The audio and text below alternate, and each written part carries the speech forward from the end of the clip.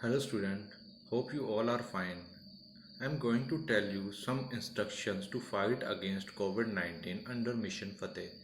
These instructions are wearing mask, washing hands, maintaining social distancing, take care of elderly, remaining vigilant about entry of outsider in the locality, use of COVA app to track the patient who are sufferer of COVID-19 and make a safe distance from him. Please follow these instructions safely, students. Thank you.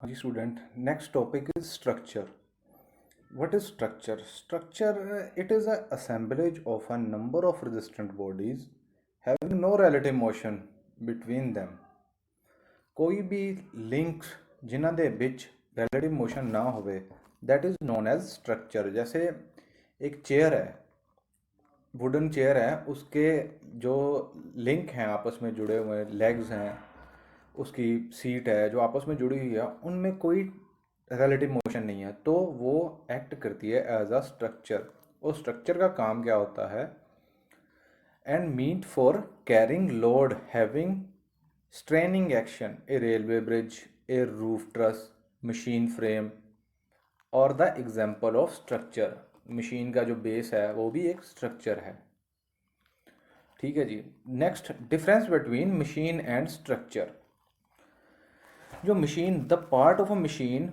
Move relative to one another मैंने पहले ही बोला कि जो structure होता है उनमें जितने भी लिंक्स होते हैं उनमें कोई रिलेटिव मोशन नहीं होता they are just to carry a load जैसे आपका क्लास में आप बैठते हो जिसमें बेंच लगे होते हैं उनमें जो लिंक्स लगे होते हैं उनमें कोई भी रिलेटिव मोशन नहीं होता एक दूसरे के अबाउट मूव नहीं कर सकते और दूसरी तरफ बात हो रही है मशीन की मशीन में जितने भी लिंक होंगे उनमें कहीं ना कोई रिलेटिव मोशन प्रेजेंट होगा उसके बाद आ जाता है next part of a machine transform the available energy into some useful work ये मशीन होती है जो हर टाइम कोई ना कोई यूजफुल वर्क करती है अवेलेबल एनर्जी से whereas in structure no energy is transformed into useful work structure कभी भी यूजफुल वर्क में एनर्जी ट्रांसफ़र नहीं करती जो अवेलेबल फोर्सेस होती हैं उसके पास उसको यूजफुल वर्क में कन्वर्ट नहीं कर सकती जैसे ये कि स्ट्रक्चर तो करती ही कैरी सिर्फ लोड्स हैं लोड कैरी करती हैं उसके बाद आ गया third point the link of a machine में transmit both power and motion जो मशीन के लिंक है पावर भी ट्रांसमिट करते हैं मोशन भी ट्रांसमिट करते हैं while the member of structure transmit only force कोई कोई और चीज़ नहीं ओनली फोर्स को ट्रांसमिट कर सकती है स्ट्रक्चर कोई भी इधर से उधर next is kinematic pair kinematic pair जहाँ पे भी दो लिंक आपस में कनेक्ट होते हैं उसको हम कहते हैं काइनेमेटिक पेयर वहाँ पे एक पेयर बनता है उसको काइनेमेटिक पेयर बोलते हैं व्हेन द टू लिंक और element of a machine when in contact with each other are said to be form a pair if the relative motion between them is completely successfully constrained the pair is known as kinematic pair जब ਇਹਨਾਂ ਦੇ ਵਿੱਚ ਜਿਹੜਾ motion ਹੁੰਦਾ ਸਭ ਤੋਂ ਪਹਿਲੇ ਕਿ ਜਦੋਂ ਵੀ ਦੋ ਲਿੰਕ ਆਪਸ ਦੇ ਵਿੱਚ ਜੁੜਦੇ ਆ ਤੇ ਉਹਨਾਂ ਦੇ ਵਿੱਚ ਜਿਹੜਾ ਮੋਸ਼ਨ ਆ ਉਹ ਜਾਂ ਤੇ ਕੰਪਲੀਟਲੀ ਜਾਂ ਫਿਰ ਸਕਸੈਸਫੁਲੀ ਕੰਸਟ੍ਰੇਨਡ ਹੋਣਾ ਚਾਹੀਦਾ ਹੈ ਇਹ ਮੈਂ ਹੁਣ ਐਗਜ਼ਾਮਪਲ ਦੇ ਨਾਲ ਦੱਸੂਗਾ ਪਹਿਲੇ ਆ ਗਿਆ ਕੰਪਲੀਟਲੀ ਕੰਸਟ੍ਰੇਨਡ ਦੇ ਵਿੱਚ ਤੁਸੀਂ ਦੇਖ ਰਹੇ ਹੋ ਕਿ ਇੱਕ ਸਕੁਅਰ ਹੋਲ ਹੈ ਇਹ ਜਿਹੜੀ ਚੀਜ਼ ਦੇਖ ਰਹੇ ਹੋ ਤੁਸੀਂ ਇਹਦੇ ਵਿੱਚ ਇੱਕ ਸਟਰਕਚਰ ਆ ਸਟਰਕਚਰ ਦੇ ਵਿੱਚ ਇੱਕ ਸਕੁਅਰ ਹੋਲ ਹੋਇਆ ਹੋਇਆ ਔਰ ਇਹ ਜਿਹੜੀ ਰੋਡ ਹੈ ਤੁਹਾਨੂੰ ਰੈੱਡ ਕਲਰ ਦੀ ਦਿਖ ਰਹੀ ਇਹ ਰੋਡ ਸਕੁਅਰ ਰੋਡ ਹੈ ਜਦੋਂ ਆਪਾਂ ਇਹਦੇ ਵਿੱਚ ਇਨਸਰਟ ਕਰਦੇ ਹਾਂ ਤੇ ਸਾਨੂੰ ਟਾਈਪ ਆਫ ਮੋਸ਼ਨ ਜਿਹੜਾ ਹੈਗਾ ਕੀ ਹੈਗਾ ਪੁਸ਼ ਐਂਡ ਪੁੱਲ ਵਾਲਾ ਹੀ ਪ੍ਰੋਡਿਊਸ ਹੁੰਦਾ ਹੈ मतलब ਜਿਹੜਾ एक ਕੰਪਲੀਟਲੀ ਕੰਸਟ੍ਰੇਨਡ ਮੋਸ਼ਨ ਹੈ ਸਿਰਫ ਇੱਕ ਟਾਈਪ ਦਾ ਮੋਸ਼ਨ ਅਵੇਲੇਬਲ ਹੈ ਐਕਸੀਅਲ ਮੂਵਮੈਂਟ ਹੀ ਇੱਥੇ ਅਵੇਲੇਬਲ ਹੈ ਸਾਨੂੰ ਉਸ ਤੋਂ ਬਾਅਦ ਨੈਕਸਟ ਕੰਪਲੀਟਲੀ ਕੰਸਟ੍ਰੇਨਡ ਤੋਂ ਬਾਅਦ ਆ ਜਾਂਦਾ ਹੈ ਨੈਕਸਟ ਇਨਕੰਪਲੀਟਲੀ ਕੰਸਟ੍ਰੇਨਡ ਜਿਹੜਾ ਕਿ ਸਾਨੂੰ ਅਵੇਲੇਬਲ ਨਹੀਂ ਚਾਹੀਦਾ ਕਾਈਨੈਮੈਟਿਕ ਪੇਅਰ ਦੇ ਵਿੱਚ ਔਰ ਨਹੀਂ ਤੇ ਕਾਈਨੈਮੈਟਿਕ ਪੇਅਰ ਨਹੀਂ ਮੰਨਿਆ ਜਾਊਗਾ ਇਹਦੇ ਵਿੱਚ ਦੇਖੋ ਇੱਕ ਸਾਈਡ ਤੇ ਤੁਹਾਨੂੰ ਦਿਖ ਰਿਹਾ ਰਾਉਂਡ ਹੋਲ, ਦੂਸਰੀ ਸਾਈਡ ਤੇ ਇੱਕ ਸ਼ਾਫਟ ਵਿੱਚ ਹੈਗੀ ਹੈ ਇਹ ਵਾਲੀ। ਹੁਣ ਇਹ ਜਦੋਂ ਸ਼ਾਫਟ ਵਿੱਚ ਰੋਟੇਟ ਕਰ ਰਹੀ ਹੈ, ਇਹਦੇ ਤੇ ਕੋਈ ਕਾਲਰ ਨਹੀਂ ਹੈ ਸਾਈਡਸ ਤੇ। ਹੁਣ ਜਦੋਂ ਕੋਈ ਕਾਲਰ ਨਹੀਂ ਹੈ ਸਾਈਡਸ ਤੇ, ਇਹਦੇ ਵਿੱਚ ਦੋ ਟਾਈਪ ਦੇ ਮੋਸ਼ਨ ਅਵੇਲੇਬਲ ਹੈ ਸਾਨੂੰ। ਇੱਕ ਤੇ ਸ਼ਾਫਟ ਰੋਟੇਟ ਕਰ ਰਹੀ ਹੈ ਰਾਉਂਡ, ਦੂਸਰੀ ਇਹਦੇ ਵਿੱਚ ਐਕਸੀਅਲ ਮੂਵਮੈਂਟ ਹੋ ਸਕਦੀ ਹੈ ਇਹਦੀ। ਜਦੋਂ ਐਕਸੀਅਲ ਮੂਵਮੈਂਟ ਔਰ ਦੋ ਮੋਸ਼ਨ, ਕੋਈ ਸਪੈਸੀਫਾਈਡ ਮੋਸ਼ਨ ਨਹੀਂ ਹੈਗਾ ਇਹਦੇ ਵਿੱਚ, ਕਦੇ ਵੀ ਕੁਝ ਵੀ ਹੋ ਸਕਦਾ ਹੈ। ਮਤਲਬ ਇਹਦੇ ਵਿੱਚ 2 ਡਿਗਰੀ ਆਫ ਫਰੀडम ਹੈ ਇਹਦੇ ਵਿੱਚ, ਜਾਂ ਸ਼ਾਫਟ ਅੱਗੇ ਪਿੱਛੇ ਵੀ ਮੂਵ ਕਰ ਰਹੀ ਹੈ, ਰੋਟੇਟ ਵੀ ਕਰ ਰਹੀ ਹੈ, ਇੰਡੀਪੈਂਡੈਂਟ ਹੈ ਇੱਕ ਦੂਸਰੇ ਦੇ ਉੱਤੇ। ਸੋ ਇਹ ਜਿਹੜਾ ਮੋਸ਼ਨ ਹੋਇਆ, ਇਹ ਕਿਹੜਾ ਮੋਸ਼ਨ ਹੈ? Completely constrained motion. ਇਹ ਕਦੇ ਵੀ ਕਾਇਨਾਮੈਟਿਕ ਪੇਅਰ ਨਹੀਂ ਬਣਾਉਂਦਾ। ਉਸ ਤੋਂ ਬਾਅਦ ਨੈਕਸਟ ਹੈ ਸਕਸੈਸਫੁਲੀ ਕੰਸਟ੍ਰੇਨਡ ਮੋਸ਼ਨ। ਸਕਸੈਸਫੁਲੀ ਕੰਸਟ੍ਰੇਨਡ ਮੋਸ਼ਨ ਦੇ ਵਿੱਚ ਆਪਾਂ ਸੋਰਸਿਸ ਨੂੰ ਕੁਝ ਇਸ ਤਰੀਕੇ ਦੇ ਨਾਲ ਡਿਜ਼ਾਈਨ ਕਰਦੇ ਹਾਂ ਕਿ ਉਹ ਸਕਸੈਸਫੁਲੀ ਇੱਕ ਟਾਈਪ ਦਾ ਹੀ ਮੋਸ਼ਨ ਪ੍ਰੋਡਿਊਸ ਕਰੇ। ਸਕਸੈਸਫੁਲੀ ਇੱਕ ਟਾਈਪ ਦਾ ਹੀ ਮੋਸ਼ਨ ਪ੍ਰੋਡਿਊਸ ਕਰੇ। ਜਿੱਦਾਂ ਇਹ ਸ਼ਾਫਟ ਹੈ ਜਿਹੜੀ ਤੁਹਾਨੂੰ ਦਿਖ ਰਹੀ ਹੈ, ਉਹਦੇ ਨਾਲ ਕਾਲਰ ਲੱਗੇ ਹੋਏ ਆ। ਜਦੋਂ ਸ਼ਾਫਟ ਰੋਟੇਟ ਕਰ ਰਹੀ ਹੈ, ਸਿਰਫ ਰੋਟੇਟ ਕਰ ਰਹੀ ਹੈ, ਐਕਸੀਅਲ ਮੂਵਮੈਂਟ ਆਪਾਂ ਰਜਿਸਟ ਕਰ ਦਿੱਤੀ, ਪ੍ਰੀਵੈਂਟ ਕਰ ਦਿੱਤੀ ਇਹਦੀ। ਕਿੱਦਾਂ? Bye collar. ਸੋ ਦੂਸਰੀ ਸਾਈਡ ਤੇ ਫੁੱਟ ਸਟੈਪ ਬੈਰਿੰਗ। ਫੁੱਟ ਸਟੈਪ ਬੈਰਿੰਗ ਦੇ ਵਿੱਚ ਜਿਹੜੀ ਸ਼ਾਫਟ ਹੈ, ਉਹ ਡਿਊ ਟੂ ਸੈਲਫ ਵੇਟ, ਜਿਹੜੀ ਇਹਦੀ ਐਕਸੀਅਲ ਮੂਵਮੈਂਟ ਹੈ ਉਹ ਨਹੀਂ ਹੋਊਗੀ। ਐਕਸੀਅਲ ਮੂਵਮੈਂਟ ਦੇਖੋ ਕਿਹੜੀ ਸੀਗੀ, ਇਹ ਵਾਲੀ ਜਿਹੜੀ ਮੂਵਮੈਂਟ ਆ। ਸ਼ਾਫਟ ਉੱਪਰ ਨੂੰ ਉੱਠ ਸਕਦੀ ਸੀ, ਪਰ due to self weight, shaft ਦਾ ਵੇਟ ਬਹੁਤ ਜ਼ਿਆਦਾ ਹੈ ਤੇ ਉਹਦੇ ਕਰਕੇ ਇਹ ਥੱਲੇ ਨੂੰ ਹੀ ਰਹੂਗੀ ਔਰ ਇਹਦੇ ਐਕਸੀਅਲ ਮੂਵਮੈਂਟ ਨਹੀਂ ਹੋਊਗੀ, ਬਟ ਰੋਟੇਸ਼ਨ ਜਿਹੜੀ ਹੈ ਇਹਦੇ ਵਿੱਚ ਰਹੂਗੀ। ਸੋ ਇਹ ਜਿਹੜੀ ਐਗਜ਼ਾਮਪਲ ਹੈ ਸਕਸੈਸਫੁਲੀ ਕੰਸਟ੍ਰੇਨਡ ਮੋਸ਼ਨ ਦੀ ਹੈ। ਉਸ ਤੋਂ ਬਾਅਦ ਕਲਾਸੀਫਿਕੇਸ਼ਨ ਆਫ ਕਾਇਨਾਮੈਟਿਕ ਪੇਅਰ ਦੇ ਵਿੱਚ ਸਭ ਤੋਂ ਪਹਿਲੇ ਆ ਜਾਂਦਾ ਹੈ according to type of relative motion. Relatively ਦੋ ਲਿੰਕ ਜਦੋਂ ਆਪਸ ਦੇ ਵਿੱਚ ਮਿਲਦੇ ਆ ਤੇ ਉਹਨਾਂ ਦੇ ਵਿੱਚ ਮੋਸ਼ਨ ਕਿਹੜਾ ਹੈ? ਮੋਸ਼ਨ ਸਭ ਤੋਂ ਪਹਿਲੇ ਆ ਜਾਂਦਾ ਸਲਾਈਡਿੰਗ ਮੋਸ਼ਨ। ਦੇਖੋ ਇੱਕ ਪਿਸਟਨ ਸਿਲੰਡਰ ਦੇ ਅਰੇਂਜਮੈਂਟ ਹੈ, ਉਹਦੇ ਵਿੱਚ ਸਲਾਈਡਿੰਗ ਮੋਸ਼ਨ ਹੋ ਰਿਹਾ। ਨੈਕਸਟ ਟਰਨਿੰਗ ਪੇਅਰ, ਇਹਦੇ ਵਿੱਚ ਇੱਕ ਸ਼ਾਫਟ ਹੈ, ਇੱਕ ਦੇਖੋ ਰੋਡ ਹੈਗੀ ਹੈ, ਜਾਂ ਫਿਰ 4 ਬਾਰ ਚੇਨ ਦੀ ਐਗਜ਼ਾਮਪਲ ਲੈ ਲਓ। 4 ਬਾਰ ਚੇਨ ਦੇ ਵਿੱਚ ਪਿਨ ਲੱਗੀ ਹੋਈ ਹੈ, ਤੁਸੀਂ ਰੋਟੇਟ ਕਰ ਰਹੇ ਹੋ ਤੇ ਉਹਦੇ ਵਿੱਚ ਟਰਨਿੰਗ ਪੇਅਰ ਬਣ ਰਿਹਾ, ਟਰਨਿੰਗ ਮੋਸ਼ਨ ਹੋ ਰਿਹਾ। ਉਸ ਤੋਂ ਬਾਅਦ ਸਫੈਰੀਕਲ ਪੇਅਰ, ਮੈਂ ਦੱਸਿਆ ਸੀਗਾ ਮਿਰਰ ਜਿਹੜਾ ਹੈ ਪੈਨ ਸਟੈਂਡ ਹੈ, ਉਹਦੇ ਵਿੱਚ ਸਫੈਰੀਕਲ ਪੇਅਰ ਦੀ ਐਗਜ਼ਾਮਪਲ ਹੈ। ਉਸ ਤੋਂ ਬਾਅਦ ਨੈਕਸਟ ਰੋਲਿੰਗ ਪੇਅਰ ਦੇ ਵਿੱਚ ਬੈਰਿੰਗਸ ਲੱਗੇ ਹੋਏ ਆ।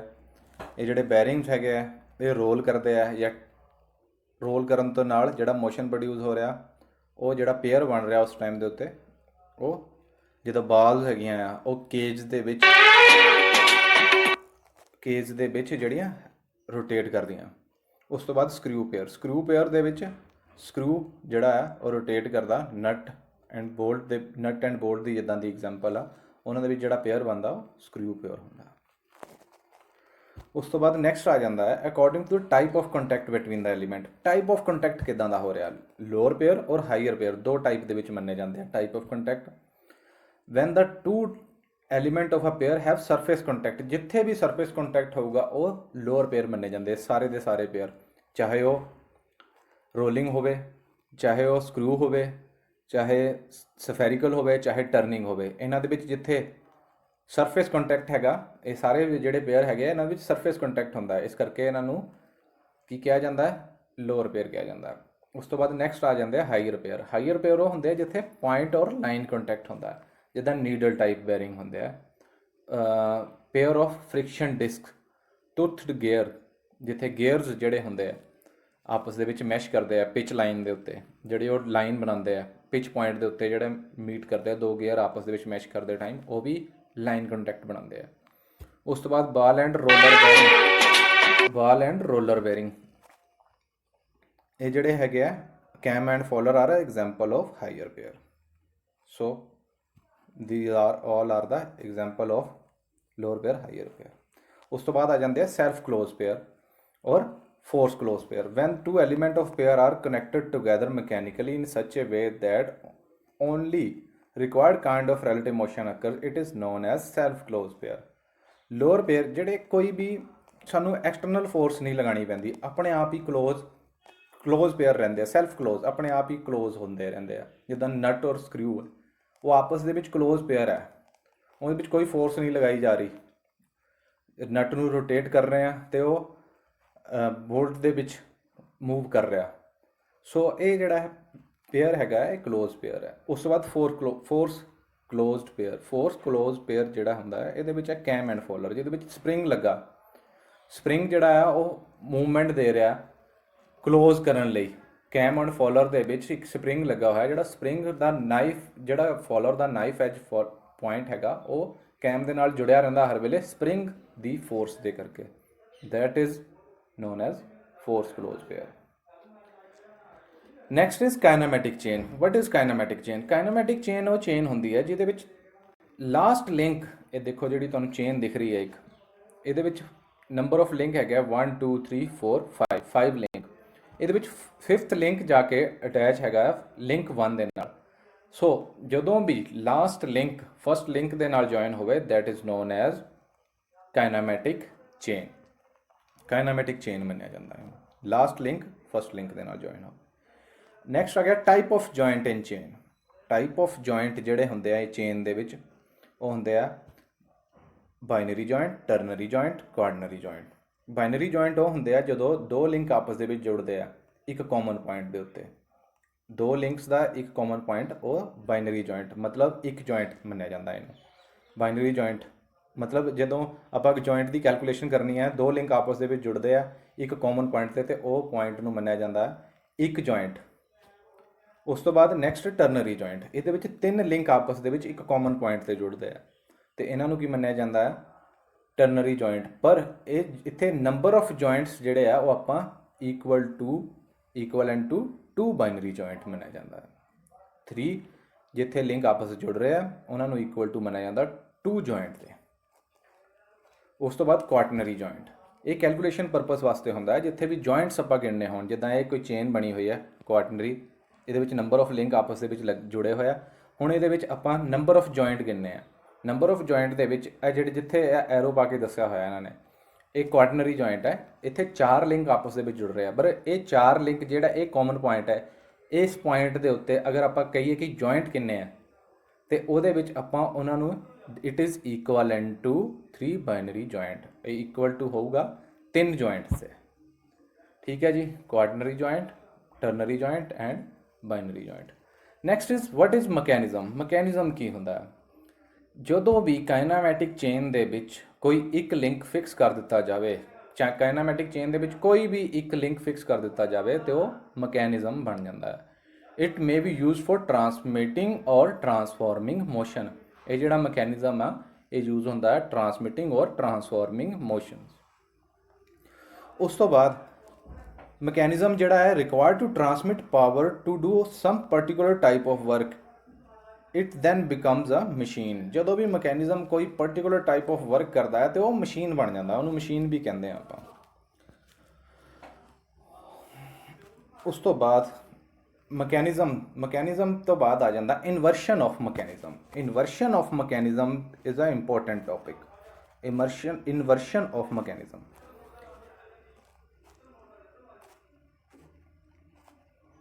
ਇਨਵਰਸ਼ਨ ਆਫ ਮਕੈਨਿਜ਼ਮ ਜਦੋਂ ਵੀ ਇੱਕ ਕੋਈ 4 ਬਾਰ ਚੇਨ ਹੈ ਉਹਦੇ ਵਿੱਚ ਆਪਾਂ ਅਲੱਗ-ਅਲੱਗ ਲਿੰਕ, ਪਹਿਲੇ ਜਿੱਦਾਂ ਫਸਟ ਲਿੰਕ ਫਿਕਸ ਕੀਤਾ 4 ਬਾਰ ਚੇਨ ਦੇ ਵਿੱਚ 3 ਲਿੰਕ ਫ੍ਰੀ ਹੈਗੇ ਆ ਔਰ ਰੋਟੇਟ ਕਰ ਰਿਹਾ ਇੱਕ ਦੂਜੇ ਦੇ ਰਿਲੇਟਿਵਲੀ ਤੇ ਇੱਕ ਮੋਸ਼ਨ ਪ੍ਰੋਡਿਊਸ ਕਰ ਰਿਹਾ। ਉਸ ਤੋਂ ਬਾਅਦ ਫਸਟ ਲਿੰਕ ਨੂੰ ਸੈਕੰਡ ਡਾਇਗਰਾਮ 'ਚ ਦੇਖੋ, ਫਸਟ ਲਿੰਕ ਦੀ ਜਗ੍ਹਾ ਤੇ ਹੁਣ ਉੱਪਰ ਵਾਲਾ ਲਿੰਕ ਫਿਕਸ ਕਰ ਦਿੱਤਾ, ਫਸਟ ਲਿੰਕ ਤੋਂ ਸਾਹਮਣੇ ਵਾਲਾ ਲਿੰਕ ਫਿਕਸ ਕਰ ਦਿੱਤਾ ਤੇ ਮੋਸ਼ਨ ਜਿਹੜਾ ਟਾਈਪ ਆ ਆਰਕ ਦੇਖੋ ਥੱਲੇ ਬਣ ਰਹੀ ਹੈ, ਜਿਹੜੀ ਆਰਕ ਹੈ ਉਹ ਇੱਥੇ ਬਣ ਰਹੀ ਹੈ। ਤੇ ਉਸ ਤੋਂ ਬਾਅਦ ਪਹਿਲੇ ਆਰਕ ਇੱਥੇ ਬਣ ਰਹੀ ਸੀਗੀ, ਹੁਣ ਆਰਕ ਇੱਥੇ ਬਣ ਰਹੀ ਹੈ ਜਦੋਂ ਲਿੰਕ ਇਹ ਵਾਲਾ ਫਿਕਸ ਕੀਤਾ। ਹੁਣ ਲਿੰਕ ਇਹ ਵਾਲਾ ਫਿਕਸ ਕਰ ਦਿੱਤਾ ਤੇ ਹੁਣ ਆਰਕ ਦੇਖੋ ਆ ਵੀ ਬਣ ਗਈ, ਆ ਵੀ ਬਣ ਰਹੀ ਆ। ਤੇ ਉਸ ਤੋਂ ਬਾਅਦ ਨੈਕਸਟ ਹੁਣ ਲਿੰਕ ਇਹ ਵਾਲਾ ਫਿਕਸ ਕੀਤਾ। ਹੁਣ ਇਹਦੇ ਵਿੱਚ ਬਾਰ-ਬਾਰ ਨੰਬਰ ਆਫ ਲਿੰਕ ਜਿਹੜੇ ਫਿਕਸ ਕੀਤੇ ਆ ਉਹ ਅਲੱਗ-ਅਲੱਗ ਕੀਤੇ, ਉਸ ਤੋਂ ਬਾਅਦ ਸਾਨੂੰ ਅਲੱਗ-ਅਲੱਗ ਮੋਸ਼ਨ ਪ੍ਰੋਡਿਊਸ ਹੋਇਆ। That is known as inversion of mechanism, ਜਿਹਦੇ ਵਿੱਚ 1 ਬਾਏ 1 ਆਪਾਂ ਇੱਕ ਲਿੰਕ ਫਿਕਸ ਕਰਦੇ ਹਾਂ, ਉਸ ਤੋਂ ਬਾਅਦ ਮੋਸ਼ਨ ਦੇਖਦੇ ਹਾਂ ਕਿਹੜਾ ਪ੍ਰੋਡਿਊਸ ਹੋਇਆ, ਉਸ ਤੋਂ ਬਾਅਦ ਨੈਕਸਟ ਲਿੰਕ ਨੂੰ ਫਿਕਸ ਕਰਦੇ ਹਾਂ, ਫਿਰ ਦੇਖਦੇ ਹਾਂ ਮੋਸ਼ਨ ਕਿਹੜਾ, ਪਰ ਐਟ ਏ ਟਾਈਮ ਆਪਾਂ ਇੱਕ ਹੀ ਲਿੰਕ ਫਿਕਸ ਕਰਦੇ ਹਾਂ। So that is the inversion of mechanism. ਉਸ ਤੋਂ ਬਾਅਦ ਨੈਕਸਟ ਹੈ ਰੋਕਰ ਮੈਕੈਨਿਜ਼ਮ, ਇਹ ਆਪਾਂ ਨੈਕਸਟ ਕਲਾਸ ਦੇ ਵਿੱਚ ਸਟੱਡੀ ਕਰਾਂਗੇ। Thank you.